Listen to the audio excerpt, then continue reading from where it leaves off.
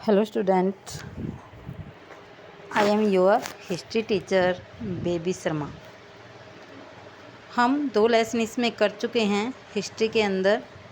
आज हम जो कि हमारा 4th लेसन है, वैसे ये 3rd लेसन हो गया, तो उसको करेंगे थिंकर्स, बिलीव्स एंड बिल्डिंग्स, यानी कि विचारक, विश्वास और इमारतें। कल्चरल डेवलपमेंट्स, सांस्कृतिक विकास। इसमें हम 600 BCE से लेकर 600 CE तक के समय को पढ़ेंगे कि उसमें किस तरह के विचारक आए हैं, क्या विश्वास, बिल्डिंग्स, इन सब के बारे में हम पढ़ेंगे। तो एक ये पिक्चर दिखाई गई है शुरू में ही, ए स्कल्पचर फ्रॉम सांची। तो सांची में मिली थी। सांची का है ना एक स्तूप होता है, उस स्तूप के अंदर ये एक मूर्ति मिली थी। ये मूर्ति उस चीज़ के बारे में है। तो इसमें देखते हैं कि हम क्या क्या पढ़ेंगे। वो चीज़ें हैं जैसे हम किसी भी लेसन को स्टार्ट करते हैं उससे पहले कि उस लेसन में हमने क्या पढ़ना है, क्या क्या चीज़ें हैं, तो वो सारा कुछ है इसमें। In this chapter we shall go on a long journey across 1000 year to read about philosopher and their attempts to understand the world they inhabited। कि इस लेसन में हम 1000 साल लंबी यात्रा पर जाएंगे। इसमें हम दार्शनिकों के बारे में पढ़ेंगे और यह जानने की कोशिश करेंगे कि उन्होंने समाज में अपनी स्थिति को समझाने के क्या प्रयास किए। We will also see how their ideas were compiled as oral and written text as well as expert in architecture and sculpture। हम यह भी देखेंगे कि उनके विचार किस तरह से मौखिक और लिखित परंपराओं में संग्रहित हुए तथा उन्हें स्थापत्य और मूर्तिकला के माध्यम से कैसी अभिव्यक्ति मिली।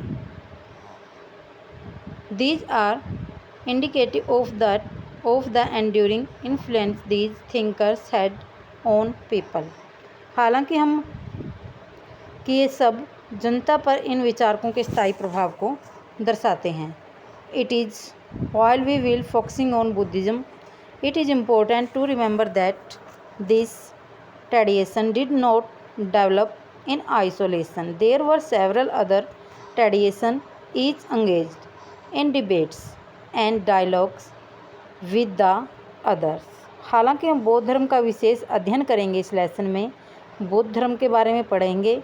यह ध्यान देने की बात है कि यह एक परंपरा अकेली विकसित नहीं हुई, दूसरी कई परंपराएं भी थी जो एक दूसरे के साथ लगातार वाद विवाद और संवाद चला रही थी। The sources that historian use to in reconstruct this exciting world of ideas and beliefs include Buddhist, Jain and Brahmanical texts as well as a large and impressive body of material remains including monuments and inscription। कि उनमें बौद्ध, जैन और ब्राह्मण ग्रंथों के अलावा इमारतें और अभिलेखों जैसे प्रबुद्ध मात्रा में उपलब्ध भौतिक साक्ष्य भी शामिल हैं। Among the best preserved monuments of the time is the stupa at Sanchi which is a major focus in this chapter.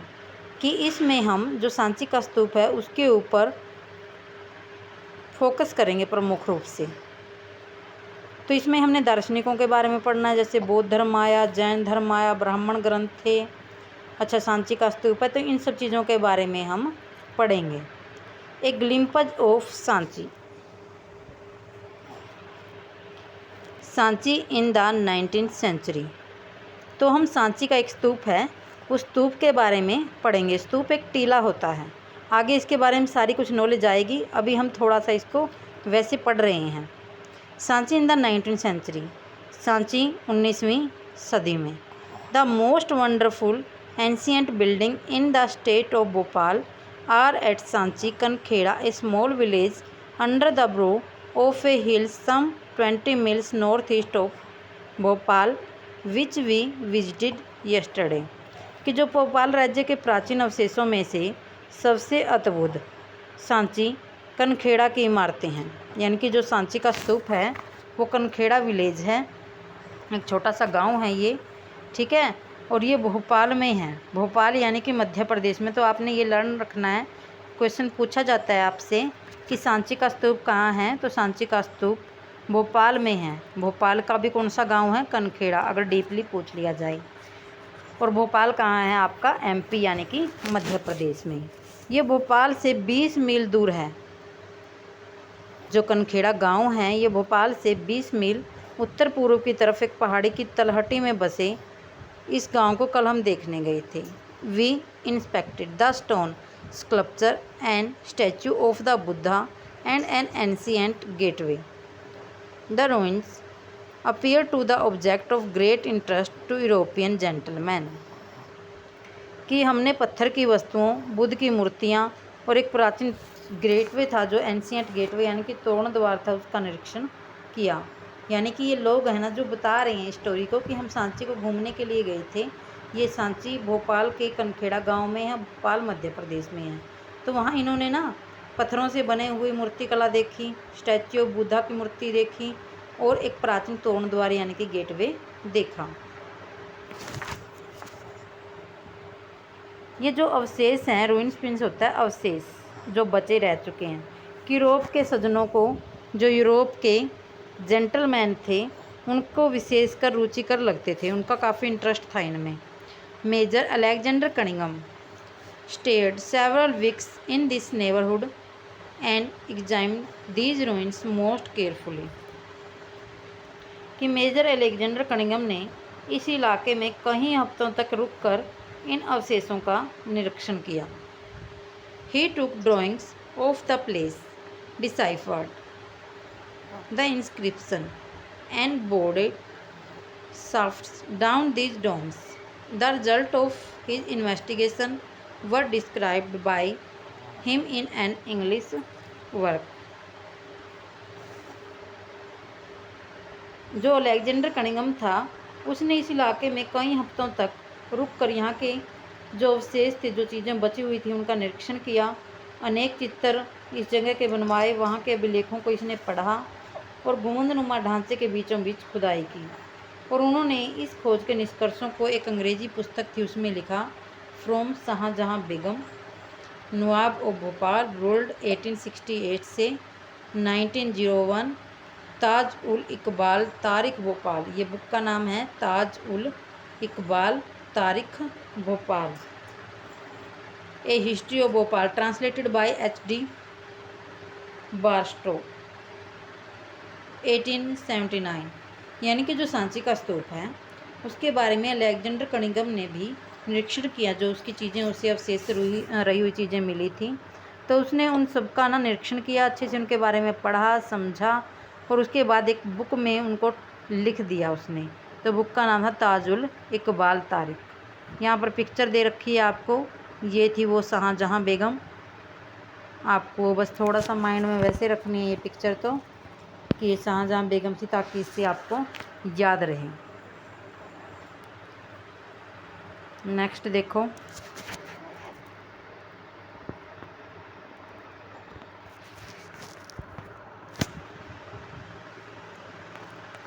Nineteen century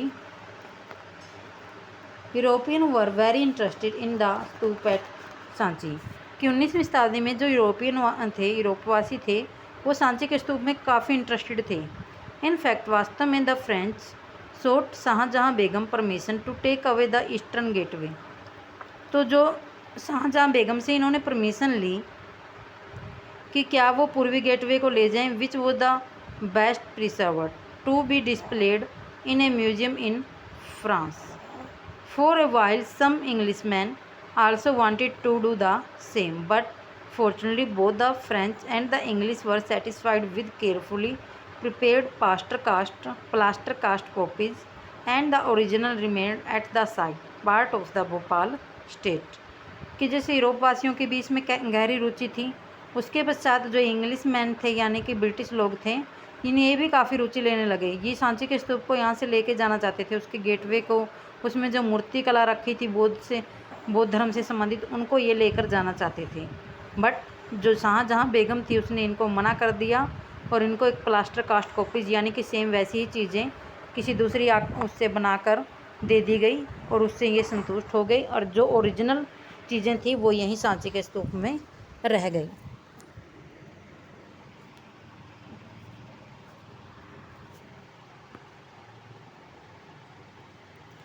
the rulers of Bhopal. Shahjahan Begum and her successor, successor होता है उत्तराधिकारी, कि जो भोपाल के शासक थी वो शाहजहाँ बेगम थी और उसकी सक्सेसर बाद में उसकी उत्तराधिकारी सुल्तान जहाँ बेगम बनी। तो कौन बनी? Sultan Jahan Begum. Provided money for the preservation of the ancient site, कि इस प्राचीन साइट के लिए उसने पैसा दिया था सुल्तान जहाँ बेगम ने। No wonder then that John Marshall dedicated his important volumes on Sanchi to Sultan Jahan. और इसमें कोई आश्चर्यजनक बात नहीं है, जॉन मार्शल ने सारा जो डेडिकेट किया है वो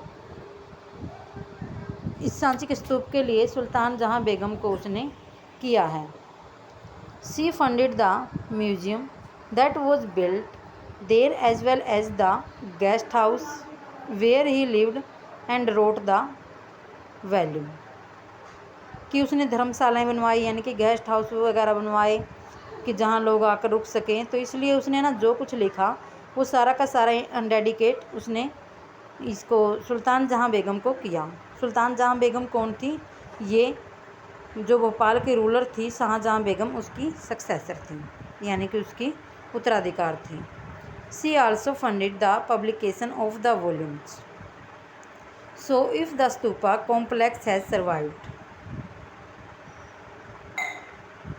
it is in no small measure due to wise decision and to good luck in escaping the eyes of railway contractor, builders and those looking for finds to carry away to the Museum of Europe,